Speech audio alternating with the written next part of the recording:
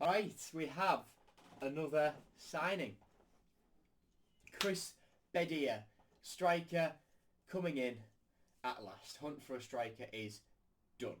I will say, because I am, well, Thursday, Friday, I am out all day and won't get back until like 8:30 both days. So chances are you won't get a preview for Millwall. I'm sorry, there's nothing I could do. If I could be back sooner, I would be, but I can't. So I'm pre-recording this to just put out from, well, when I'm out.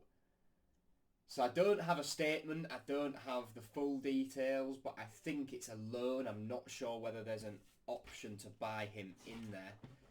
But, we do these to talk about the careers. And there's a couple of different arguments with Chris Bedia. Because, well, looking at his goal scoring record across his career, it's not very good. He's only been one place where he's scored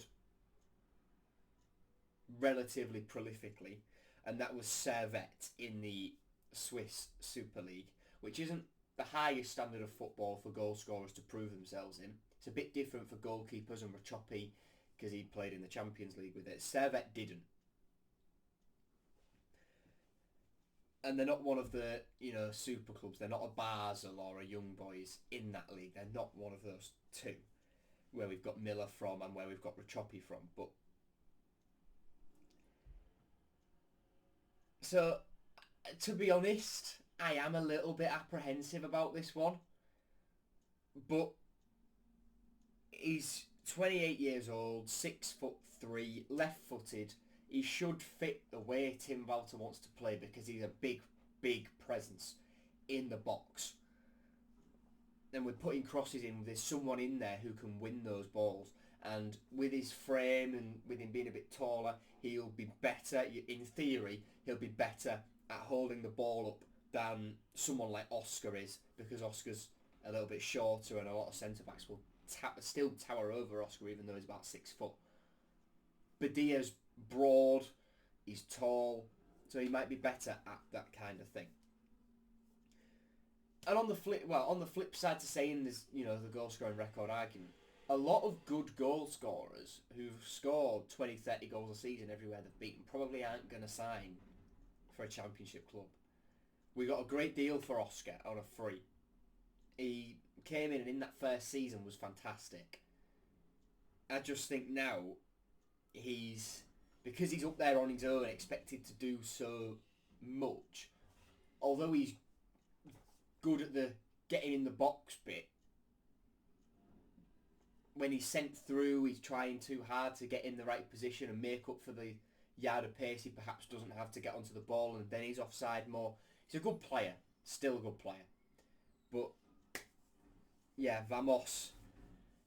I don't see Vamos being our first choice striker this year because of the way Walter plays with crosses, and if he needs to run in behind, he's just not there. He's a poacher. He's an old school striker. He'd work better in a two up top, and he did work well in a two up top at first when Shota Arveladze was the manager and Oscar first came in, because he had someone like it. I think he had Tyler Smith up there with him for the most part. And Tyler Smith being able to get in behind or whatever allowed Oscar to focus more on being the poacher, because he's up there on his own and he's got to press off the ball and hold the ball up, yada yada yada. He struggles a little bit. So anyway, back to Chris Bedia. Like I say, I'm not expecting miracles, but we'll see, I suppose. We will see.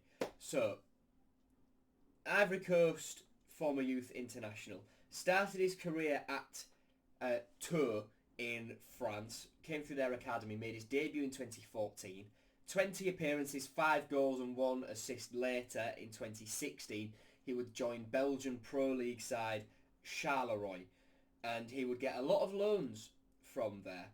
He'd be loaned out to fellow Belgian Pro League side Zulte Waregem in 2018-19.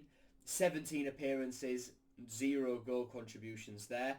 The following season, he'd be loaned out to Ligue 2 and play for Troyes, which is the team Man City's owners, City Football Groups. It's where they've just got Savinho from, even though Savinho never actually played for them, but he was loaned straight out to Girona. Yeah. 23 appearances for Troyes, 3 goals, 1 assist. The next season, he joined fellow Ligue 2 side Sochaux. 38 appearances, 12 goals, 2 assists. So that was 2021. In 2022, he joined Servette in the Swiss Super League. He'd leave Charleroi after 6 years with 85 appearances, 9 goals and 5 assists. A lot of that time spent out on loan, of course.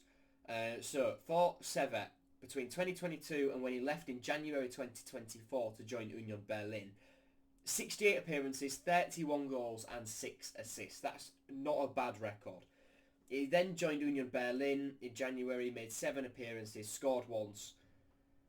But in those 7 appearances, there were only actually 139 minutes in there. So he was brought on off the bench quite a lot in that. Ivory Coast under 17s, 4 caps for them. Under 20s, 3 caps, 2 goals. Under 23s, 2 caps. So his goal scoring record is mixed. It's very mixed. You go from not notching up a goal for Zulte Waregem to scoring 31 goals across the season and a half he was at Servette. And then, the difference a season makes, 23 appearances, 3 goals for Troyes, and the 38 appearances and 12 goals for Sochaux. So he's, like I say, he's like Ohio last season. It's a big stab in the dark, the ultimate unknown signing. Because no one really knows anything about him other than he got his hair cut on Paragon Street, which leaked the fact he was for definite in Hull. Because the rumours came out Tuesday morning, it was then confirmed that he was in England Tuesday sort of lunchtime, and then he had his hair cut down Paragon Street on Wednesday. Uppercuts barbers, getting him on the story. So that just about confirmed that. We'll just have to see, I suppose. Like I say, I don't know a lot about him as a player, what he's played like, but players who scored well in the Swiss Super League before and came to the Championship and did well, you've only got to look at Middlesbrough last season and Emmanuel Latte Laugh. So, let's see. Thank you for watching, everyone, and I don't know when this is going to go out, but it will. So Chris Bedia is a Hull City player. Thank you.